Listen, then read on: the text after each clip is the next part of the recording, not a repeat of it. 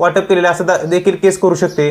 तसंच यामध्ये पार्शल पार्टिशनमध्ये सुद्धा म्हणजे तुम्ही एखादी मिळकत गाळून जरी वाटप केलं तरी भविष्यामध्ये एखाद्या व्यक्तीला जरी पार्टिशन मान्य नसेल तरी तो व्यक्ती या बेसिसवर पुन्हा दावा करून पुन्हा तुमचे ते हे केलेलं वाटप आहे ते अडचणीत आणू शकतो।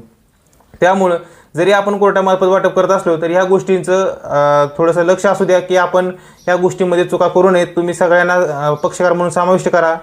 कोर्टामार्फत वाटप करत असताना तुम्ही सगळे ज्या प्रॉपर्टीज आहेत त्या सगळ्या एकाच वेळेस एकत्रित कुटुंबाच्या प्रॉपर्टी त्यामध्ये इन्क्लूड करा। तसंच जर तुमचं आपापसात तडजोड झालेली असेल तर खोटा ॲफिडेविट करून कोर्टासमोर तसा दावा करू नका। खरंच तुमच्यामध्ये वाद आहे, तो वाद कोर्टामध्ये गेल्यानंतर जर तुमचा तो वाद मिटला तर तुम्ही मात्र त्यामध्ये असं आपापसात तडजोड करून किंवा लोक न्यायालयामध्ये तसं वाटप करून घेऊ शकता। पण अगोदरच मिटलेलं आहे, कधी तुमच्यात वाद निर्माण झाला नाही, पण कोर्टासमोर यायचं, खोटा दावा करायचा आणि शपथेवर ॲफिडेविटवर सांगायचं की माझा आणि माझ्या भावाचा वाद झालेला आहे जमिनीच्या ह्याच्यावरून, तर हे पूर्णपणे चुकीचं आहे। हे जर कोर्टाच्या निदर्शनास